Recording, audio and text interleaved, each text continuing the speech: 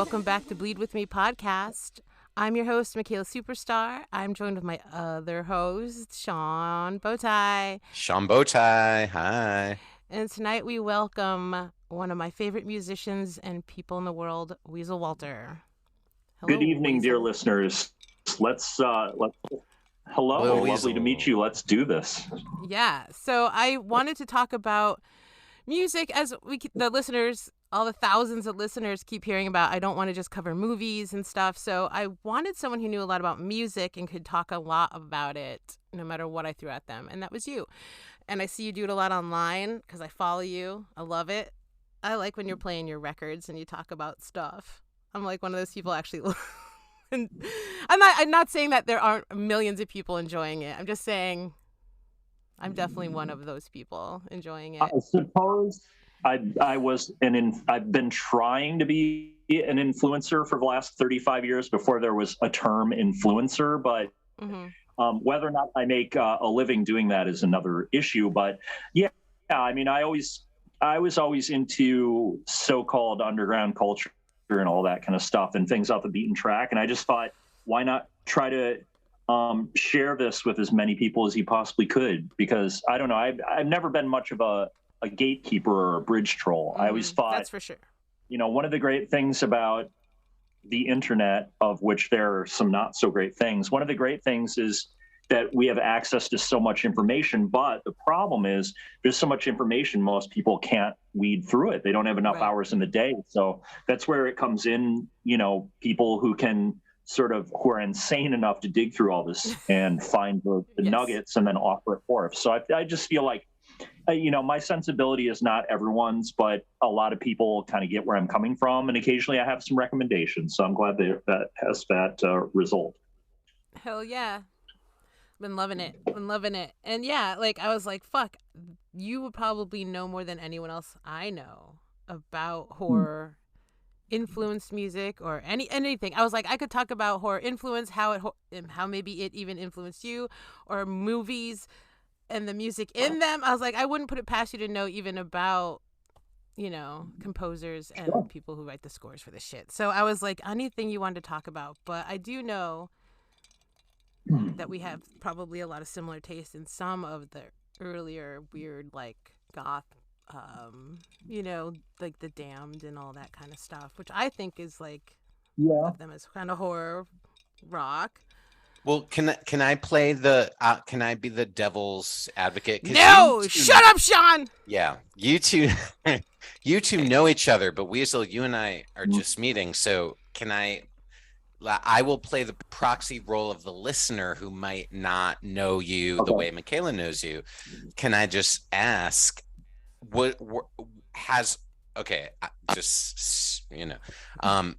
how has horror been an influence on how you approach music, both as a fan and as someone who creates music? Like, just big, broad question. The obvious thing to start with is that I think a lot of my music is extremely analogous to horror movies in the sense that it is jarring, dramatic, often dissonant, often hair-raising, often devoid of relief.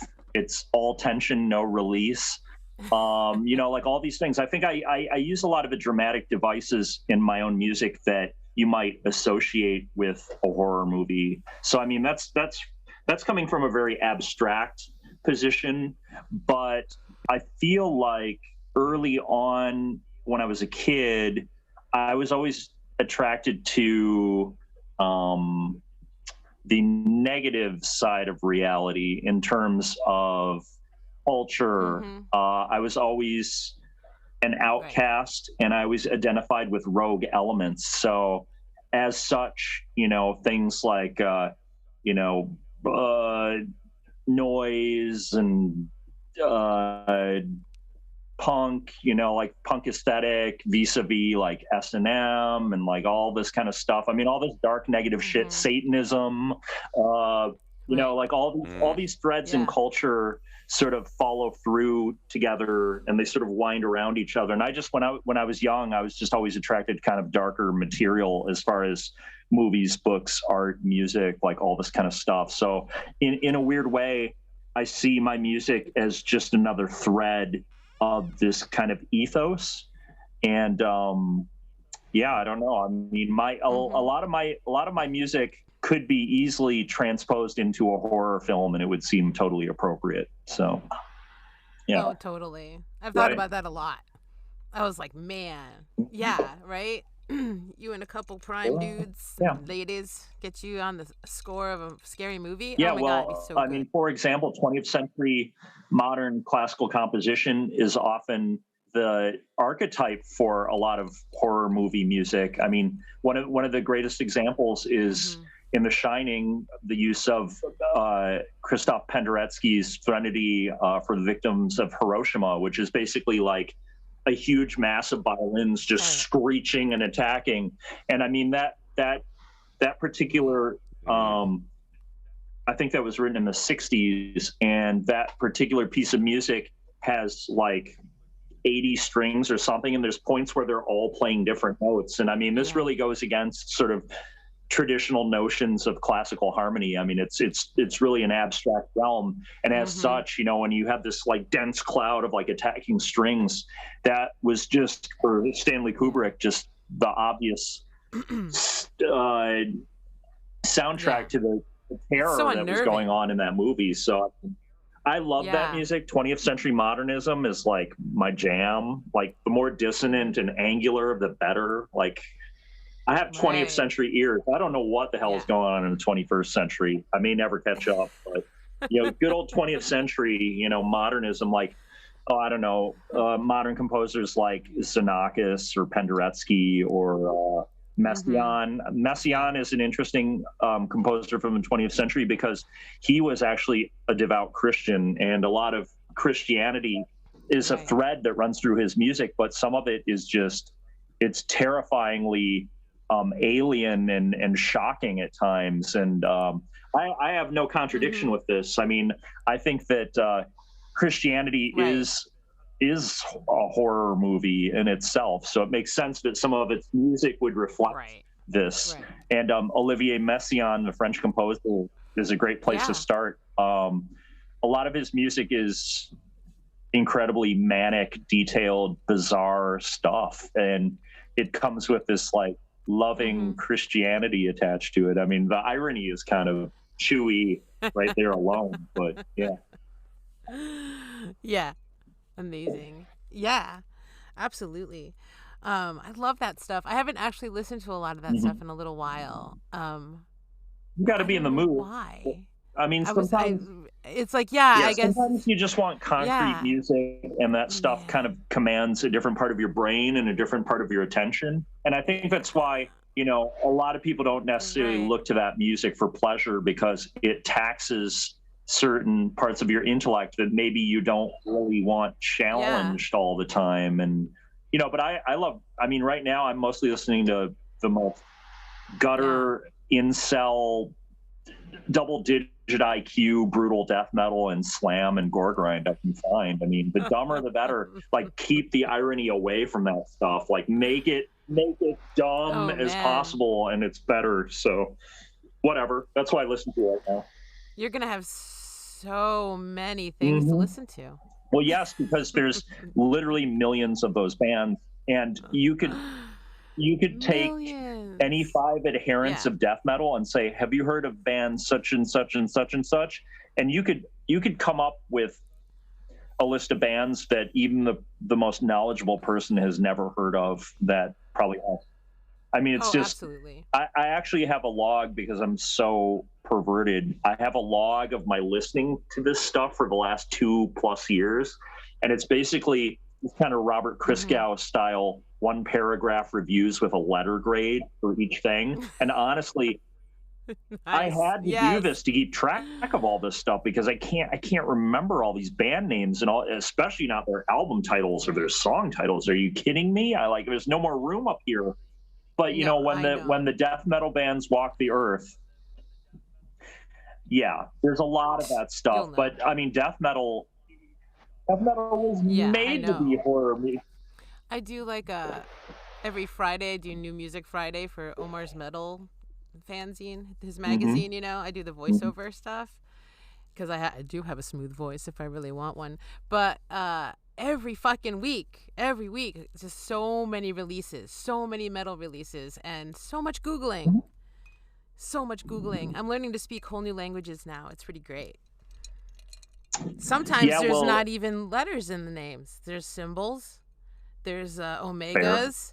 There's triangles. But, you know, I get there. I do my best. Well, it depends on what kind of metal you're talking about. But, you know, the one thing about this metal explosion is that it is truly worldwide. I mean, I'm listening to stuff from the Philippines, Indonesia, Russia. I mean, you name it. There's top tier death metal bands in every single nook and cranny of the planet. And to be honest, the reason why I don't play in a band like that is because it's so redundant. There's literally no reason for me to even consider doing that, you know. The one death metal band that I'm in is called Incenithrak, which is basically me and some other guys. When we started getting into this brutal death metal slam kind of like stuff, we thought it was really like comedically awesome and really ambitious, but we were like, but they're trying so hard and they're playing so many notes, like, but it just all sounds like like a wall of noise. Like, why can't we just improvise that stuff? So basically our whole thing with Incenithrak was just improvising brutal death metal, and we lied and said it wasn't us at first. We said it was a band from Ohio, and then like it kind of got controversial because some people knew it was us and some people thought it was these guys from Ohio, and then people couldn't figure out if we were improvising it or composing it, and it turned into this whole meta thing. Wow. But ultimately, you know, I'm a little allergic to irony in culture because I think it's overdone. I think it's, in many cases, it shows the weakness of the concept and the people involved. But it's not so much ironic as we literally just we couldn't spend 1,000 hours like rehearsing these things. We had to improvise them. It was the only way to achieve the complexity. Seriously, you'd have to practice all the time. Well, there's a lot of variations on this too, which is we actually our second album, which came out a few years ago. I went in and I improvised all the drums, and then those guys spent a year basically learning my drum parts and writing parts on top of it. So ultimately they actually did learn these songs. Can we play them live? No, never, because I will never learn them. But, you know, the whole idea is to sort of fuck with the whole idea of the insane amount of effort it goes in to make this disposable art, because there's so much of it is kind of disposable in a weird way. It's personal to the people who make it, but everyone else, it's just like a dull roar. Like, okay, now I'm going to listen to this one. Now I'm going to listen to this one. Now I have like a stack of death metal CDs. I mean, not to be such a hippie, but I'm all like, isn't that what's so great about it? You know, I'm like, but isn't that what's so wonderful? You know, it's like, that's that little punk rocker in me being like, everyone has their little scenes and everyone has the band's important to them, and it doesn't matter if it's important to everyone. And I think that's actually one of the reasons I still like metal and punk. Wouldn't it be great if we harnessed all this brain? What if we harnessed all this brain power and motivation and saved the earth? Nah, fuck it. Let's make death metal bands. Death metal bands, fine.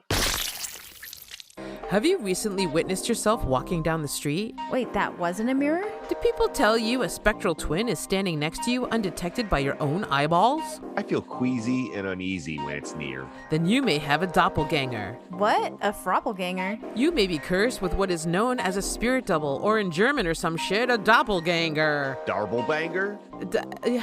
Okay, well, with our patented aerosol spray, you can strike your own evil twin down dead. Dead? Is that legal? They are a harbinger of death. It's you or them. Then I think it's legal. Only by insurance standards. Just locate your doppelganger and coat it in our sticky spray trap. The corrosive acids do the rest. You won't be seeing double anymore. Get doppelganger, be gone, and be done with your troublesome double. No more neighbors mistaking your creepy peeping Tom twin, or your cheating other self running around town with some floozy, or that rumor that you have a mirror image masturbator. With Doppelganger be gone, you'll have your life back. It never felt so good to be on your own.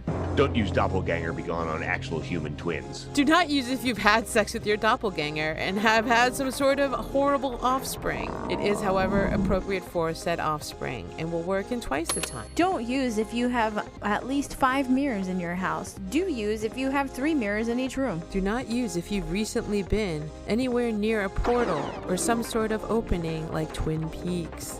Don't use if you're French. Don't use if you've been possessed or lactating. Try doppelganger be gone today. Make your life matter. I mean, a lot of people that are the cause of this situation, they're definitely living for tomorrow. I mean, what is this people's motivation? Do they honestly think they're going to go to like a magical heaven in the sky where everyone wears white robes and eats cake all day? I mean, these people must be insane where they think they're living for the afterlife there's no proof of whatsoever. I don't even like cake. Dark. I like it, but I don't think I'd want to eat it for all eternity. But I'm a bad person, so I would go to the other place where all the cool people are. Yeah, so it's fine. That's true. Me too. But that doesn't exist either. Wait, so I mean, what? I'm sorry. Hold up. What? Micaela, you don't like cake? You told me you went toe to toe with me on the there is no bad candy like conversation, and now you're coming out as saying you don't like cake. It's like it's okay. I really just eat I eat all the frosting, and you would rather eat like a bag because that's the candy part. Like a bag of circus peanuts than like a slice of cake, all of it, the whole piece of cake. No, well, it depends on the cake. All right, Sometimes they're just as stale. Listen, just get off my tits about that. I will all right, be forming a panel to look into this. I wish I never talked about candy with you. We will get to the bottom of this. It's fine. I'll eat cake, but I don't like it that much. I'd want to eat it all day in a robe.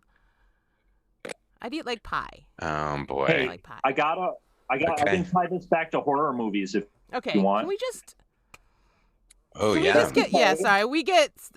I get really high and then I get drunk. But there's 2 threads we can go down here, and I'm going to let you guys choose which one you prefer.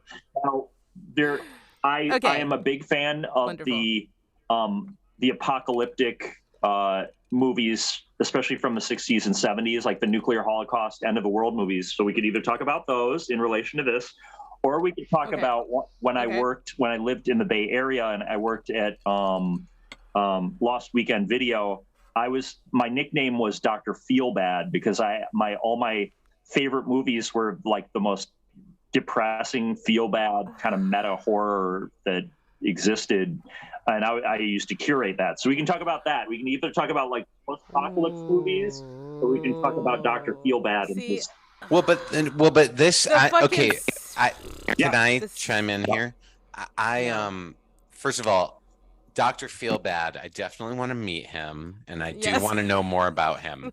But Weasel, maybe you could like chime in on a conversation that Micaela and I were having on an earlier podcast where we actually just tried to talk about like post-apocalyptic movies.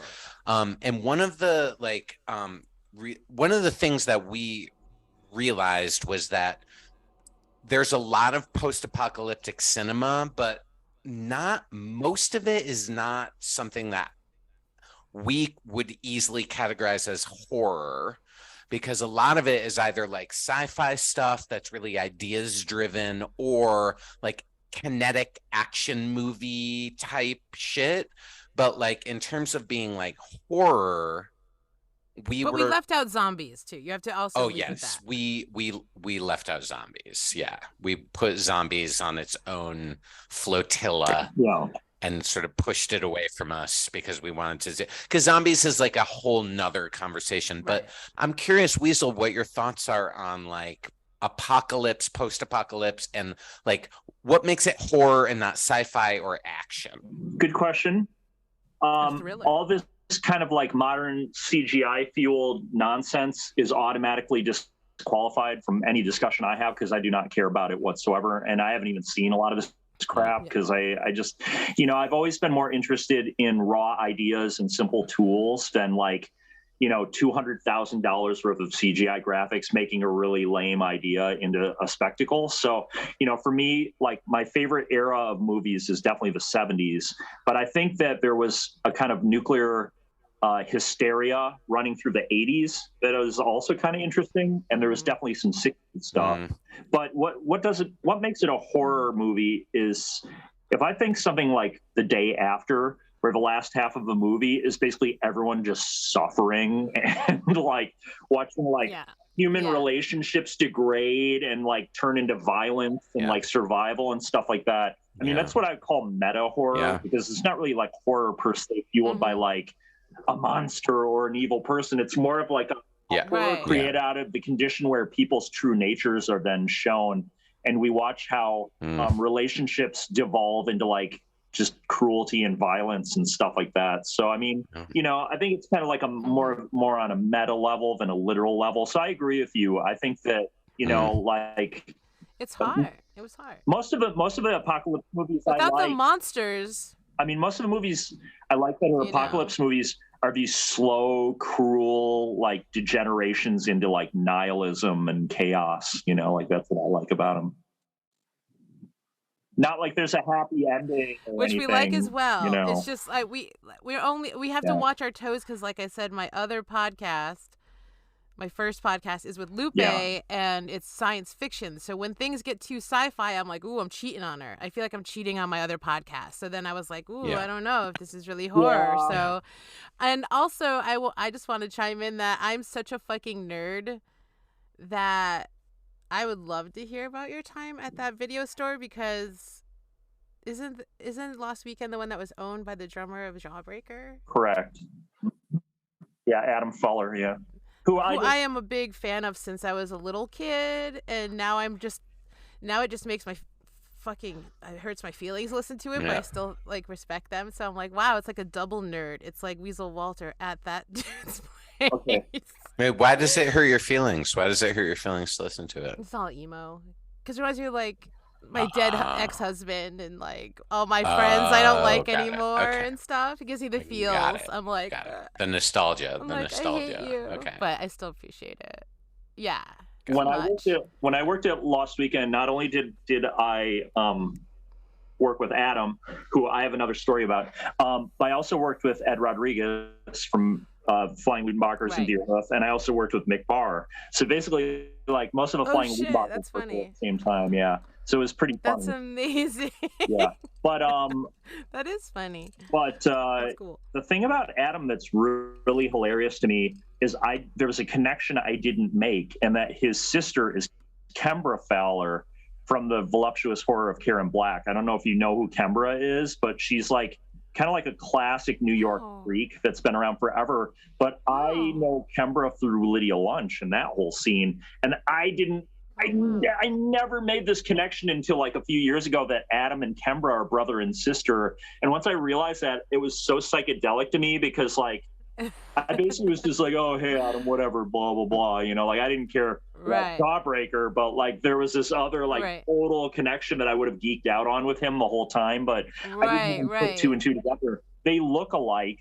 I mean, there's like no, it's that's not even fucking funny. So it's funny. I think Adam, like, once I realized that, then I had like this bigger like thing for Adam, and it was like too late. It was just like, oh yeah, hey, whatever, whatever, he didn't care, but that's just some like trivial stuff. But so we all had recommended lists, or we had the possibility to have recommendations, and I just assumed a persona for mine because one, I didn't want to be held responsible for anyone watching these movies and having like a nervous breakdown. I didn't want to be actionable towards me. So it seemed good to hide behind the facade of a character, So Dr. Feelbad was made to sort of highlight some of the like real gems of transgression in that store. I mean, once again, we can maybe argue if this is Salo, is that a horror movie? Maybe, kind of. Is it? I mean, What do you guys think? I don't think it is, but I would categorize. I think there's a special category of like extreme cinema that is almost like it's an endurance test to survive watching it. yeah, I was gonna say I don't know if I've been through it. Really? I don't think Yeah. I've gone Yeah. through it. Yeah. I don't think I've gotten not through it, which is pleasant. not because I'm horrified, but I was just like, It's I'm just like, very this is extreme intense, and cinema, yeah. Maybe I don't know what it was. I don't think I got through that movie. I know Well- I've seen it. But why is it not a horror movie? I'd love to hear why it isn't a horror movie. Because I'm not convinced, but I want to hear your explanation. Well, Why isn't it?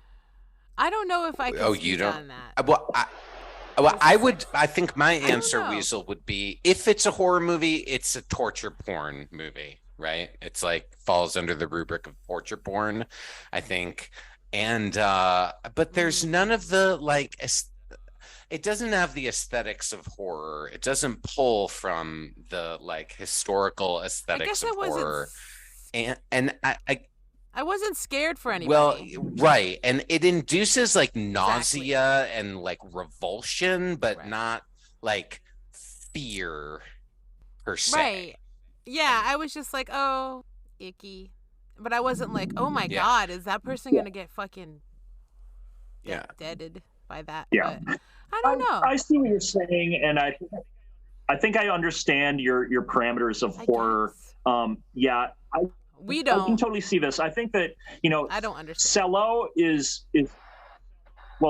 is a proto torture porn because Salo does have like philosophical Right. and like historical and metaphysical ideas behind it that are a lot more interesting than torture porn. Yeah. Because I agree with you. That's I'm not fair. a big That's gore fair. for gore sake fan. Yeah. I don't really. For me, I think Salo is only interesting because it was released in 1975 after the director was murdered, in a sort of Dude, like that fucking whole story, dude. situation.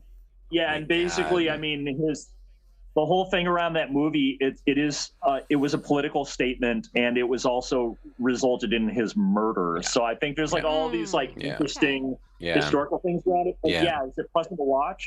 No, I mean, I'm definitely not. I don't have my dick in my hand when I'm watching Salo. Let me Yeah. put it that way. It's it is punishing, Yeah. and it was meant to be Right. punishing. And once every 5 years, I can kind of sit through it, and that's kind of enough for a while. So yeah. If you wonder about dark matter, missing links, and wild lives of scientists, space updates, and cutting-edge technological breakthroughs, then this is a podcast you've been looking for. Join hosts Micaela Superstar and Electric And Gerbil. Shut up, Gerbil! for a drink and a savvy science conversation that gives you fuel for your nerdiest discourse and jokes you can't wait to rip off. Check out our website at thebluntletters.com, our new home on the interwebs for all things blunt letters. Follow us and subscribe wherever you listen to podcasts, including Apple Podcasts. Fancy. The Blunt Letters Podcast, subversively nerdy. Okay, well, I think most of the Dr. Feelbad movies were probably this kind of like what meta else? Give us horror some where more. it's not No, really because we a like pure this horror gray movie. area. We like thing. this gray area. Wait. So We Dr. like this discussion. We do. Yeah. We do. Dr. Feelbad had Salo on his list. Oh yes, of course. Oh my goodness. Okay, lay some other titles on us. Some other Dr. Feelbad titles. The piano Mhm. teacher, Okay. Okay. which Yep. is arguably not it's a a- horror movie at all. It's if anything, it's about personal horror, but Yeah, it is it's not not a a horror horror movie. Yeah. Absolutely not. Yeah. No. The Texas.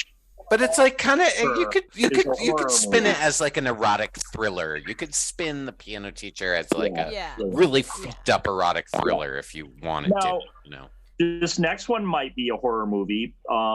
It's Oh. called Calvare. Are you familiar with this? No, I don't think I am. Oh yeah.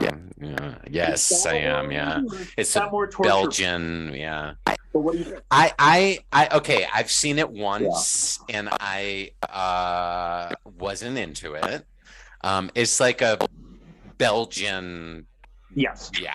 I don't remember a lot about it because it's been that long. Like, I think I probably saw it the year it came out, right? Because I would rent anything horror adjacent from the local video store. Yeah. And I just remember there's like a rural farm, right? Yeah. Is there a farm that it's like takes place on a farm? Yes, basically it's sort of like an entertainer's car breaks down and he's looking for help. No, I haven't seen this. Yeah. Classic. I had to look at the pictures. He becomes a Classic. damsel in distress. Classic. Yes, very quickly. Yeah. Yeah, Calvare. I just remember being like really fucking upset by it. You know, but I mean, like that. I think, yeah. Okay, keep going. I want to hear more from Dr. Feelbad. Like, what else? What else is on there? This. It's been a while. This was circa in 2006 or 5. So my brain is a lot spongier than it used to be. Okay, I'm trying to think what else. I'm trying to think if there was any bona fide horror on there. I think it might have been all this kind of like depressing meta. Oh yeah, Clean Shaven. You know that movie? It's another not fun, disturbing meta horror movie. It's one of the Criterion ones, but it's basically Clean, Shaven is a sort of. I think it's absolutely heartbreaking. It's basically a schizophrenic guy trying to resolve a bunch of like relationship issues in his life, but the whole time you're seeing it through the lens of his schizophrenia, and you're hearing all these like bizarre sounds and like seeing these strange angles and stuff. And it's really, I think it's utterly heartbreaking. Like it's actually depressing in a different way where it makes you really feel for the terror that like an or wrongly medicated schizophrenic experiences from day to day and has to like deal with. I mean, I think it's an incredibly beautiful movie, but it is an endurance test, and goddamn, is it one of the most depressing movies I've ever seen in my life. But I haven't seen it. No. I love it. This one I have not seen. I love how Micaela's like, it sounds good. Does not sound good at all to me. Sounds great. Let me make some popcorn. Why this is called Dr. Feelbad. Nothing's feeling good about any of these movies whatsoever. I mean, it's literally like an endurance test. No, I get it. I didn't say I didn't like Salo. I just didn't want you to know.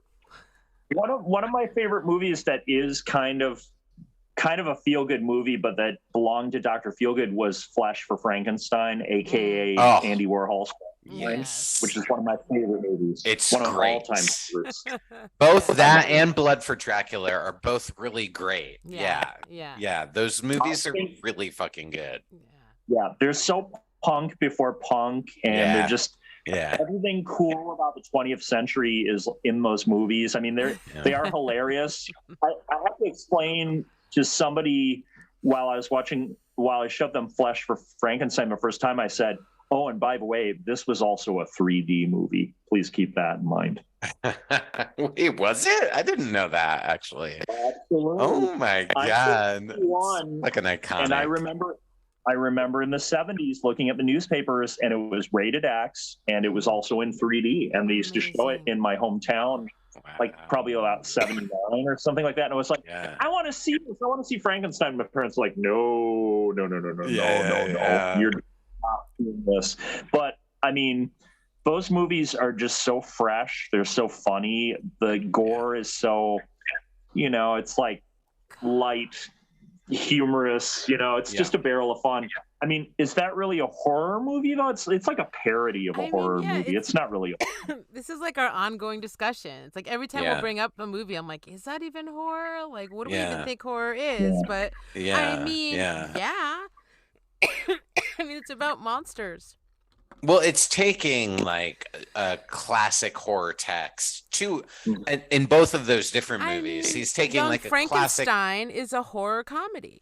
Right? Gene Wilder being Goofy Magooch. But like it's a comedy. It leads with the it's a comedy. Horror. Yeah. Like it doesn't actually have any it's not horrific like elements. Evil Dead, which is just a funny horror movie. Right. Yeah. All But right. like Young Frankenstein takes like, the aesthetics of a horror movie and then makes a comedy out of them, Yeah, okay. Whereas Flesh for Frankenstein and Blood for Dracula are just very arch, Yeah. like being playful and arch with the gothic signifiers of like classic 1930s universal horror movies. Right. Like at least that's how I think about them, Yeah. like very irreverent, very arch, very sexy, Right. Yeah. There's a big queer sensibility to those movies, of course, that like the camp elements are really powerful in those, and they're so of their era, like in a weird way. I just think they're really fresh. I just saw Frankenstein recently, and it's one of my favorite movies. I don't think there's a wasted second in them. They're just so springy, and they just move really fast, and they're just really joyful. And I don't know. I think those movies are really classics. Yeah. My two, if I'm gonna like off the top of my head, my two favorite horror movies are a little pedestrian. I mean, Dawn of the Dead and Texas Chainsaw Massacre, right? I don't know what to say. That's like Sean's favorite movie and then my favorite movie. Snaps. It's like literally. Snaps. The OG Texas Chainsaw Massacre to me is the greatest horror movie ever. We've already had made. this discussion even. Like we've already I showed him my necklace I made of Leatherface. Yeah. Like we went through the whole thing. Though when it comes to zombies, I prefer The Return of the Living Dead to the actual Romero movies personally, but that's just a personal thing. I think Night of the Living Dead and Dawn of the Dead are fucking incredible, and every frame is perfect. Yes. But I prefer the sensibility of the Dan O'Bannon movie from the mid 80s, which is like really, I think, like of a cohort of like meta horror movies that like actually interrogate like what horror movies are. Like way before Scream did in like 91 or whenever that movie came out. Return of the Living Dead does that. Fright Night does that in the fucking mid 80s. I love Fright Night so much. Oh my God.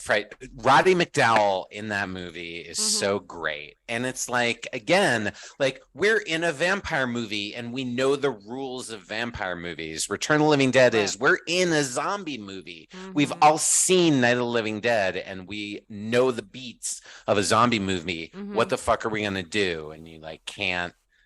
Whatever. I don't want to go off on the whole thing about those. But yes, Dawn of the Dead is amazing. But Texas Chainsaw, chef's kiss. So good. Dude, I saw our local, I'm here in Tucson, Arizona. We have a local independent cinema called the Loft Cinema. We have a local like art house cinema that's like, I don't know, there's like some register of like art house cinemas around the country that are on a roadhouse circuit that get certain prints of certain movies. So they were this 35 millimeter print of Texas Chainsaw Massacre was going around last year, and I went and saw it at the Loft, and it was so joyful to see it in a theater in an OG 35 millimeter print. It's so expressionistic in a way that like I'd never really gotten before until I saw it on the big screen in that print. Like it's expressionism, and it's so artfully made, and you think of it as this like cheap grindhouse movie from the 70s, but it's all technique and craft, and it's so considered, and it's just amazing. Right. It's just, I mean, that's the thing about the rawness. It really comes from the heart, and although the technique is obviously sound like you say it is, it's very raw. The material's very raw. It's not done in post. I mean, the vision was there. Toby Hooper like knew how he wanted it to look, and it's got so much atmosphere. I mean, once things really start going, you can feel the like heaviness of the air and the fumes and all that stuff. I mean, actually expressionistic is exactly what I would call it once it starts getting going. Yeah. Oh my God. Like all those like different cuts and angles of like Sally Hardesty screaming like at night, like the camera will like cut. It cuts. It's so well cut. Yeah. That's all I have to say The about mom it. I finds just all could the bones gush about it when forever. he finds, like that room with all the bones and all that stuff like that. Yeah. Oh, Beautiful. so good. I agree. Yeah, it's and that tracking shot, like there's so many good tracking shots in it. Anyway, Micaela, we're talking about horror movies again, and I know you want this to be about music, right? So Oh, it's okay. Again, like I like having my guests do whatever, talk about whatever they want. It's chaos here. Like I said, I just like to give people something, because I feel like a shitty host if I wasn't like, hey, here's an idea. But I also tell everyone like, you can just talk about whatever you want. And at least it's about horror. Yeah, that's helpful. Yeah, I mean, you can pick this in any direction you want to. Like I said, I mean, I when I was a kid, I mean, one of my research, I had many fields of research that I did privately, and horror movies, a classic era of horror movies, was one of my things that I would go to the library and look up stuff. I mean, I grew up watching on Saturday afternoon TV, like all the old Universal stuff, like Dracula, Saturday. Frankenstein, That's dude, Weasel. That's exactly how I saw all those movies. Saturday and Sunday afternoon matinees on TV. Yeah. Yeah. I Absolutely. was obsessed, like as a little boy. Yeah. Yeah. And they had there were two Chicago channels that came into my hometown of Rockford. One was called Channel 32, which had their shit together, and they had a show called Son of Svengoolie that was kind of like a wacky, post-hippie, kind of like ironic, hilarious, guy. And they would show, the cheapest horror movies they could get. But then the real gem was this Channel 44 that only came in intermittently. I don't know why. Maybe the signal sucked or something. But that's where I saw the really seedy ones, like Attack of the Mushroom People and all these kind of things. Oh, cool. Like so good. Like horrible, Oh my God, dude. There's some crazy Japanese shit from the 60s. That Matango is amazing. Yeah. It is. Yeah. Have you seen? I rewatched it recently. Yeah. And I was shocked at how bizarre it was. I mean, it's just so weird. It's so weird. But it's very weird to be like 9 years old and seeing that. Oh, I can't imagine. Yeah, no, I didn't see that until I was in my 30s. Yeah, I can't imagine. And I remember specifically, and I was just like, what the hell is going on here? Yeah. Like somebody was on acid, literally, I think, when this was made. So yeah. I was going to say, it's probably drugs. Yeah, it's drugs. really wild. That's so fun. How fun. Dude.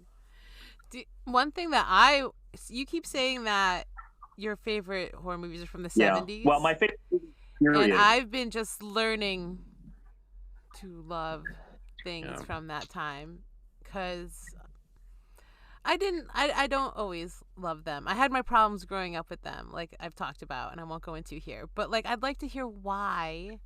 Because I'm starting to, like, I think what I watched last night was from the 70s. Demons is 85. From the 70s. Yeah. 85. Okay, so I like that. But so that doesn't prove my point at all, does it? Oh, right, because it had all that 80s music in it. Right. I was super last night when I watched it. Weasel, we're recording an episode on the Lamberto Bava movie Demons next. Yeah. And so Micaela just rewatched it. Yeah. Had you seen it before, right? You'd seen it before? Yeah, but I didn't remember anything. Okay. I was great. like, what okay. The fuck? Yeah, I got good notes. Anyway, but we have talked. But I've tried to get Micaela to watch movies from the 70s, and her contention is that there's too much filler. It's boring.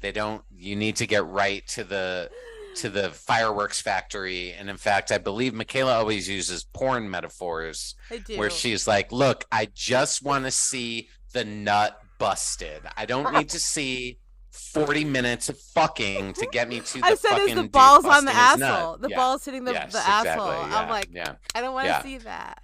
And a lot of 70s horror movies is a lot of fucking. Yeah. Mm-hmm. I can explain this. I can explain this perfectly because I've had to explain this before. It is a generational thing. And the thing about it is the 70s were more boring. Like everything was dimly lit. You saw everything sale of secondhand smoke. Like you had to wait around for everything. Like if you wanted to go to the bank, you had to like wait in line for 30 minutes to get like $10 out. Yes, it was awful. That was 74. It's literally like that. Yeah, it was awful, but it happened. And the thing was, it is a generational thing. I was born in 1972, so I lived through a good amount of the 70s, and I was conscious of it. 3 years older than me. That, like, you're 3 years older than me, Weasel. 3. I know. That's it. But you missed a lot. Come on. I mean, the resonance. No. I consider myself more of a 70s kid than I do an 80s kid. I really do. And like, because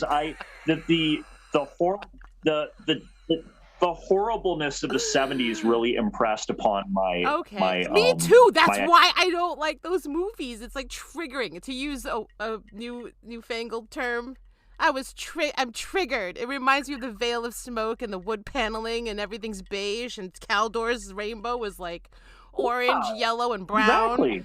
That is literally the worst rainbow you could think of. That's the 70s. Have you recently encountered a haunted doll and you can't get rid of it? Do you have an Annabelle or Chucky type situation in your home and it's ruining the quality of your life? We can help. Contact us at Doll Parts, the only company certified to handle and remove possessed or haunted dolls in the world. I found an anatomical medical dummy, and I swear I can hear it talking to me when I'm alone. It asks me if I have the need. What the hell is that? Let one of our experts from our global network of agencies help dispose of the psychic mannequin with little to no hassle. I shouldn't have bought a quote slightly used sex doll on Facebook Marketplace, but I was poor and horny. Now my cock and balls are haunted by a terrible curse of rumors. That was just VD. We here at Doll Parts will get to the bottom of your problems, paranormal or not. Thanks. I just picked up a couple Barbie dolls, for my niece, and as I was chopping their hair off, they started to chant at me in Latin. Help me, Doll Parts! I want my Barbies! I mean Barbies for my nieces! I pulled off at a highway antique store, and I saw a crazy clown baby that I just had to take home. And before I knew it, my husband was trying to strangle me in the middle of the night. I think it's the doll working through him. Dollparts, help me! I purchased an AI robot pal for my lonely kid sister. Now she's terrorizing the household with bizarre, aggressive dances and veiled threats about the end of humanity. What do I do? We've dealt with Megan-type situations before. No sweat. Robert the doll has escaped his class enclosure and is on a rampage of revenge. Actually, we don't fuck with Robert the doll. Yeah, if you see the little fucker, just run. There is no stopping him. Definitely do not take his picture or video. You will be cursed like many before you. Anyway, so contact Doll Parts at Exorcist. So contact us at dollpartsexorcist.org and help you solve all your creepy haunted doll dilemmas. Except you know who. Thank you, dollpartsexorcist.org. Doll parts. Hope you get rid of fucking dolls. We'll fucking burn it. Who's Robert the doll? But the nihilism of the 70s is what really imparted upon me. Like the 70s as a filmic era is so nihilistic, and it was like the last. Yeah. It was like the Wild West still. Like shit was just fucked up. No, you're right. Like, I will give you that. When Reagan took over, this whole thing of like everything being like controlled, like really went into place, and we never came back from it in a weird way. I give you that. I'm learning to love it. I'm learning to watch the balls hit the butthole. Or whatever. With the 70s movies, you can see the sand in the pubes. It's like super important, like part of the vibe, Well, in fact, Micaela, you and I need to have maybe a longer discussion about like watching aesthetics, because you and I have talked about how like you can get down for some slow moving shit That's when true. it's sci-fi. Like you Tarkovsky. say you love Blade Runner and Stalker, and That's true. you watched Come and See, and like That's there's true. so I much did like Come and mood See a in lot. that. No, you I know? like that, but it wasn't supposed to scare me. But when it comes to horror movies, you 'Cause I'm somehow going your there to be patience gets scared. limited. No, I see, go to think watch that porn to okay. come, and I go to watch horror movies to be scared and see. See, scary I don't shit. think that should be the only reason to watch a horror movie is to be scared. That's what thrillers my are for. argument. That's what thrillers are for. It's just my point of view. Okay, I'm We'll trying. get to the bottom of it. Okay, Listen, I want we'll to get hear to the bottom of it. Weasel's take on it. Okay, so Yeah, what's Weasel's take? The 70s were slower. Okay, but then Well, why does that make ultimately, for a better film?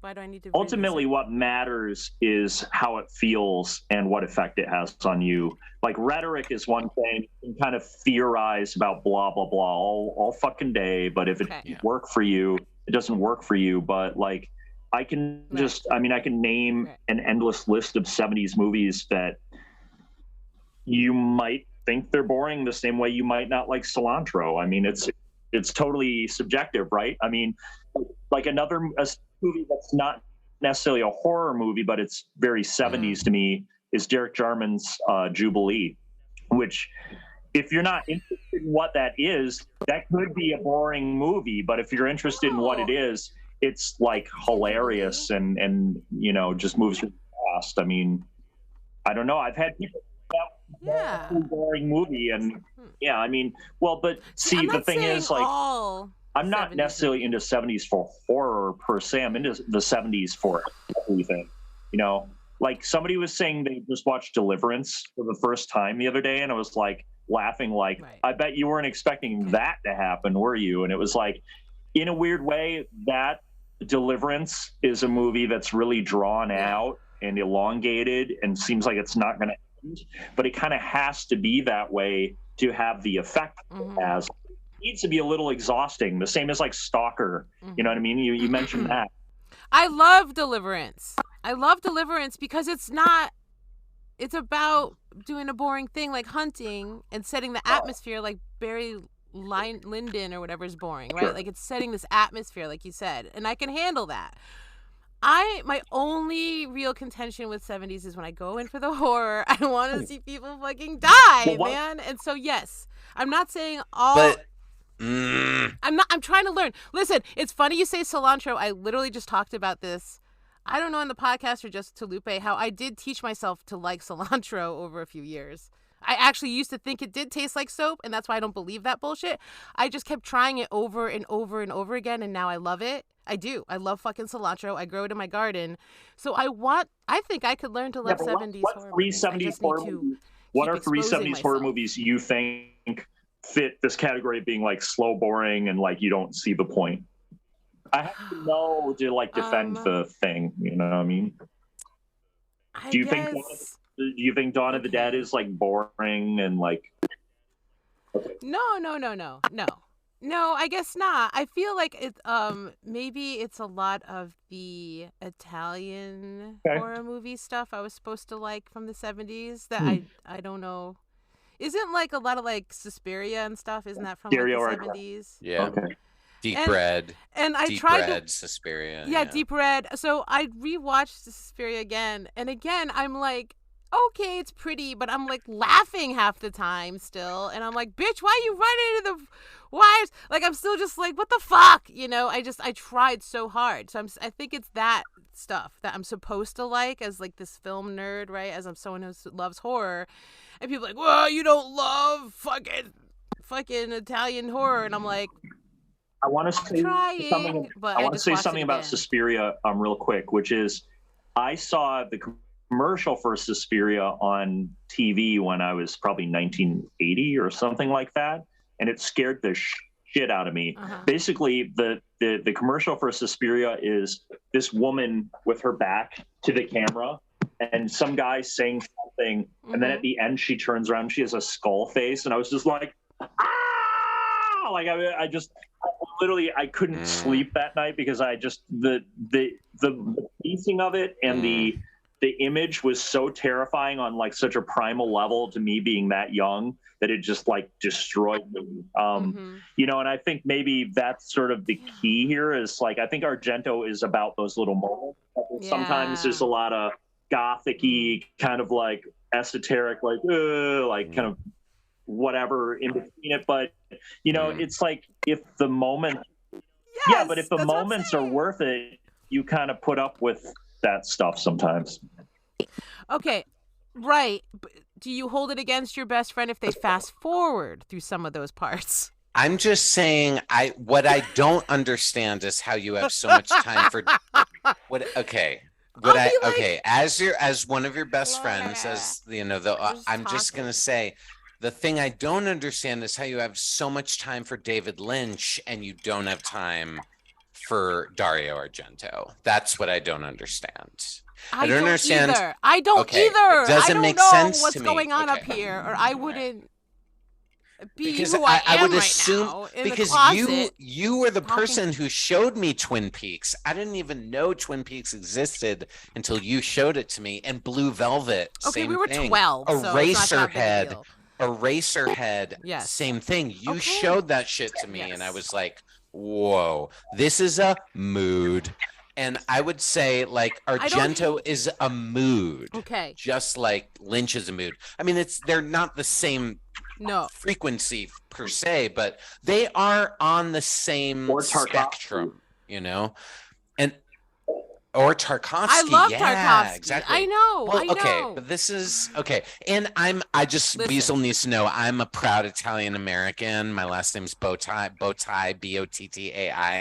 I am an Italian. My family is Italian, and it just hurts. It just wounds me. That's all I'm saying. It's just I'm bleeding. Zombie 2. That's a faster paced one.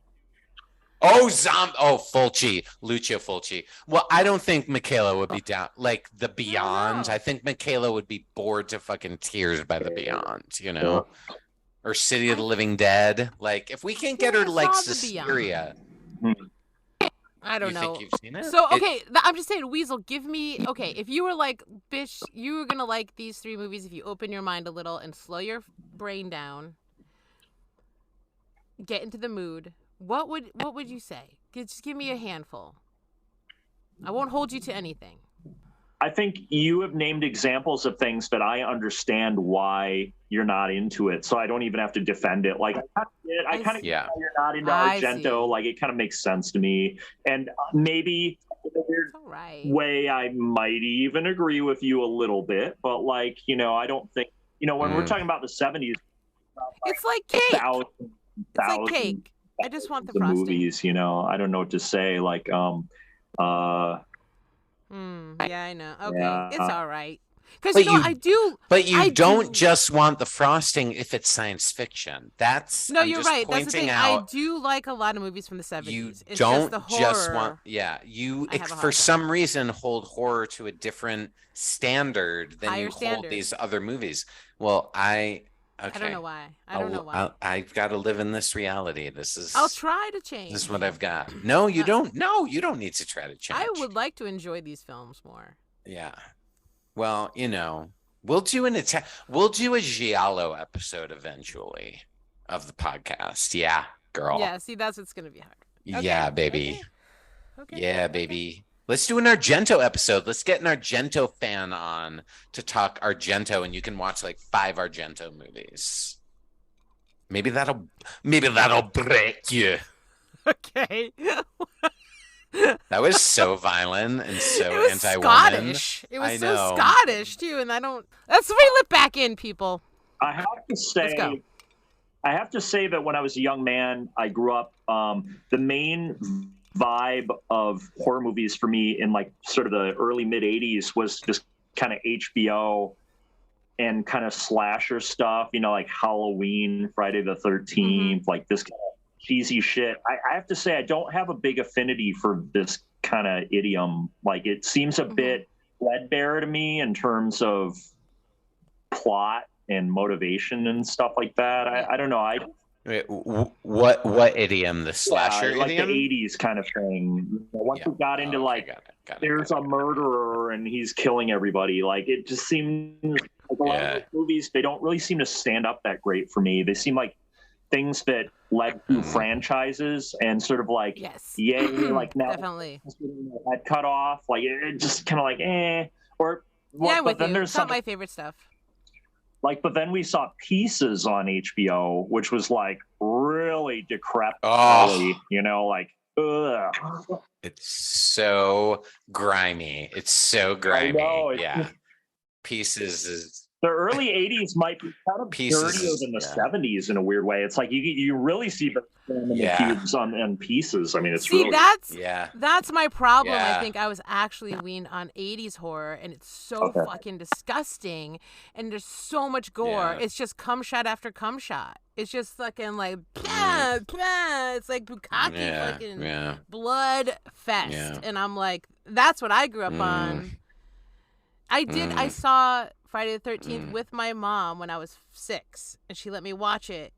She watched it with me, and then she was like, I am never watching any of these movies with you again. And that's why I had permission to watch all those movies, because she had nightmares and I didn't. And I was like, it's just make-believe, Mama. And she was like, you're a weird kid. But remember, my mom always let us rent all those movies because she was like, you didn't have nightmares. So I think I was raised on gore. And then I went back to the 70s. You're right. It is a generational thing. And then I didn't. I was like, where's all the blood? Pieces. I don't know if I've seen that. Oh, Pieces, man. It's fucking wild. Oh, you don't have to go to Texas for a Chainsaw Massacre. It's exactly what you think it is. That's their tagline. Pieces. It's exactly what you think it is. That's the girl is extremely morally bankrupt. I mean, it's like it's really vile. Ooh. It's directed by a Spaniard. It's a Spaniard who directs that one. Yeah. Okay, I'd watch that. And the Spanish and the Italians were the like. It's like you know, it's a bad movie made by bad people for bad reasons. So how can you go wrong? Yeah. Another HBO movie that was very shocking to me and kind of loomed over my consciousness was this movie called was it called Buried Alive?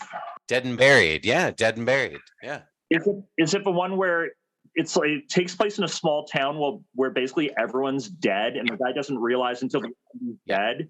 Oh yeah. That's Dead and Buried, exactly. The end scene where that's Dead and Buried of his murder and he's like watching it, like that kept me awake at night for a long time. That was so macabre. Like all the people, like the village people coming and like laughing at him, like you're dead now. Really eerie. That's like That's a great one. Yeah, Micaela, that's in the Secret Seance docket too. That dead and buried. Oh, it is. Yeah. Because I feel like, you know, if you go up to most people who are into horror and say, hey, have you seen blank? Dead and Buried is one where you're like not sure that they'll say yes, you know, just like all of our Secret Seance movies have been movies like that, except for the one we're about to record, which is Demons, where I feel like most horror movie fans who are into it have seen Demons, you know, because I have a Demons t-shirt and I wear it around and people compliment that exists me on the regular about my Demons t-shirt. I'm just saying there's no pin shirt. Exactly. There's nobody made pin shirt. ... But yeah, to continue with that, I saw a lot of movies on HBO in the 80s that maybe I was too young to see and probably shouldn't have seen. And I saw a few things that I wouldn't say they scarred me, but they impacted me. Like I'm thinking now, like Amityville 2, The Posession. There was some stuff in there that was a little too violent sexually for me at too young of an age. And I found it found it disturbing, and my father definitely was like, you need to leave the room right now. Like it's kind of like like rape elements and stuff. I mean, like that kind of like misogyny. The 80s has a lot of rape, I can't say that It's disturbing, and I know that's why they did it. That's because the these were exploitation. Exploitation is the métier of the '80s, really, in a lot of ways. And I get it, but yeah, some of this it's not for fucking kids. I'll put it that way. Exactly. Yeah, Right. well, Right. We all have different ways of Yeah, dealing with probably these. has a lot to do with why I'm such a weirdo. I'm not calling Like I it said, traumas I like they started at destroyed our whole 6, lives, but I mean, loved to it. see something I like loved this it. when you're too young and you can't really Loved it. parse it, or you don't have, like, you're not mature enough to really deal with the concept. It's a bit of a trauma, and I mean, inflicted. And we've all seen these things or experienced these things that we all deal with, and that's kind of what makes us into the people we are, is how our psyche deals with these early blows to the fucking cranium by things that maybe we couldn't have seen or experienced. So I mean, this is reality, I mean, it's just how it goes. So Having a hard time understanding facts? I'll be fine. I don't like vegetables, so I don't eat them. Carnivore diet. You might die. Do you fail to grasp science? The vax is killing more people than the virus itself. What? Where'd you get your numbers? Has basic knowledge got you all confused? It's flat because I can't see over them mountains when I'm standing on my car. That's not evidence of anything. Ever. Has superstition kept you in the Dark Ages? Dolls are evil because they have a face, and only God can give things faces. Noodles cause autism. Okay, just no. Well, you're in luck. Stop embarrassing yourself daily in public with brighter brain strips. Just peel the protective film and stick the comfortable adhesive strip across your forehead at night and drift off to sleep, dreaming of waking up smarter than when you went to bed. Feel less moronic in just a few mornings. Our patented anti-misinformation solution is saturated in every brighter brain strip and sealed with an organic gluten-free glue that keeps it in place on your stupid, stupid head. I no longer believe gingers are soulless. My friends finally stopped laughing at me after I spoke. Thanks, brighter brain strips. In just 2 weeks, I went from sports fan to museum member. Increase your cognitive capabilities today. Huh? Sorry. Get real smart fast, get laid. Ooh. Brain bright strips may cause slight discoloration of forehead on particularly stubborn idiots. Use appropriate cover-up if this occurs. Some test subjects got super smart and realized they low-key hated all their old friends and shows and had to start a new life after using BBS. Not suitable for people planning on enjoying large-scale puzzles, drag races, or Chipotle. Stop using if you start to look like Brainiac and can start to warp space-time. If little to no effect is detected after 3 weeks, discontinue use and consult a physician to make sure you indeed have a brain to brighten. Do not use if currently possessed or lactating.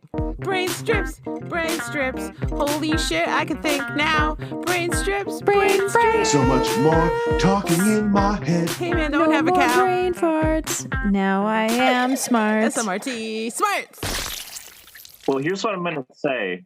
If my talking about horror movies interests you, and if you want to hear horror movie music that I make, Yes. go to weaselwalter.bandcamp.com and you can check out the wormhole of my work from the last 30-something years and get lost in that. My main project is The Flying Lutenbachers, which is took a 10-year break, but is going on 30 years of existence at this point. And it's all loud, fast, dissonant, weird, terrifying irritainment. So if you like horror movies and you want to hear music that actually sounds like a horror movie, check my music out, because that's what it is. Absolutely. Or if you're looking for music for your horror movie, maybe you should hit up Weasel. Why wouldn't you listen to music that's as jarring as the horror movies Exactly. you watch? I mean, that's why What's I wrong with listen you? to it. Like I said, you're one of my favorites. So it goes hand in hand for me. That's why I was like, you have to at least on some level appreciate horror or horrific things. Yeah. I know you like sci-fi too. I mean, but I'm more interested in horror. Yeah. Sci-fi, I don't know if I'm such a sci-fi guy. I mean, I don't know. It's but I just feel like the whole not really my Ludenbachers thing. thing is kind of sci-fi, isn't it? A little bit. Like it's I don't know. Like it's I guess, but little bit? out of any to be part of science fiction. Oh, okay. No, I mean, wow, that's so funny. I'm such a a nerd. That's how I took it. I was like, oh, there's this epic story, and then I don't know. I guess I just thought it was kind of like sci-fi-ish in a way. Robots. You can think artificial. I think of it more as mythology than science fiction, but okay. yeah, definitely a lot of the Flying Lutenbacher stuff is what so-called narrative driven, program music or whatever. Is it one of your little logos, a little robot face? It is. Okay, why does that mean science fiction? Why does robot mean science fiction? Why does a robot make science fiction? Exactly. Okay. Yeah. Well, I'm just saying. I guess I projected that on you a bit. And then you had the Ditko, right? Yeah. Or is it Ditko or inspired kind of Kirby? I always get them mixed up a little because I like them both. I just feel like there was a little. What's it called? Comic book inspired art going on slightly sometimes. I take that. Jack Kirby is one of my biggest musical influences. So I consider what Kirby did science fiction. I mean, that's what superheroes are. Anyway, I say it with love. I just guess I projected my love of sci-fi onto the Flying Lutenbachers and thought it just it enriched my listening. You can do that, but I think I think science fiction is often more subtle and interesting than my storylines, which are these really like mythological archetypes that are really dumb, like Earth is destroyed, like that's it. There's no drama there whatsoever. That's pretty dramatic. Earth getting destroyed. It's pretty dramatic. Yeah, it's just apocalyptic. Well, it's apocalyptic shit. Yeah. I mean, that's it's kind of a vibe. But the robot logo of the Flying Lutenbachers was a non sequitur. I mean, it didn't really mean anything. It was just there's kids stuff. Oh, I mean, it's just okay, fine. I drew a little robot head. That's about all. Later on, I kind of backdated the concept to it and all this kind of stuff. Oh. Yeah, whatever. I mean, I don't know. I'm not. Well, good. I'm glad you liked horror more because that's why I got you on the horror podcast. But at first I was like, oh, gee, I don't know. Maybe he likes sci-fi stuff. He's got robots and shit on his album covers. I don't know.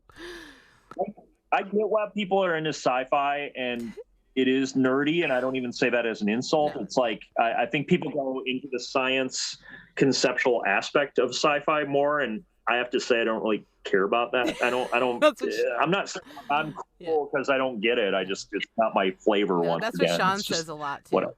Right? Yeah. Sean's nothing. You me and Lupe talk about it a lot because she doesn't like horror and she does like sci-fi, and I like both. And equally, I love them both equally. But you do have to care about science a little bit to like most science fiction, and it is pretty. And that, again, that's why I'm like, I do like boring shit about science. Why do I not like other things I find boring?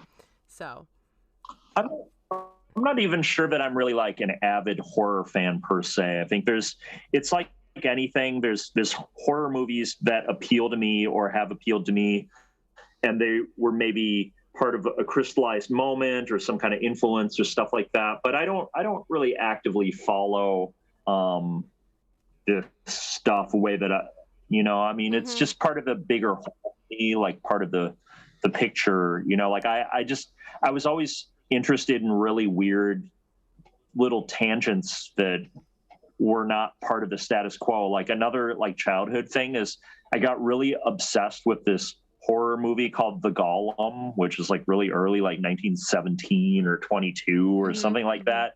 And it's the idea of this creature, a golem, this kind of clay man thing. And I mean, there's really nothing more to it than just conceptually that just seemed like a really interesting, bizarre thing. And I don't even know that I've ever seen this movie. I've probably read about it a lot more than I've actually seen it, but I just get stuck on these little weird tangents and things. That's just how my brain works. So it's not a devotion to horror per se. It's just I just kind of let the chips fall where they may, and I sort of I feel you. I can get from things. Yeah. So I don't know. It's but yeah, I know some stuff. I have mine for trivia. I don't know if it seems like everyone's on the spectrum these days. I guess I'm just as on the spectrum as anyone else is, but like, I don't think I'm particular. I don't think I'm like Asperger's or anything level genius or anything like that. But I guess I just was always kind of a loner, and I looked to pursuing my own interests and researching what I thought was interesting. And I guess like horror has been part of this aesthetically. So I don't know. I guess there's two things that I guess like I can wrap up with.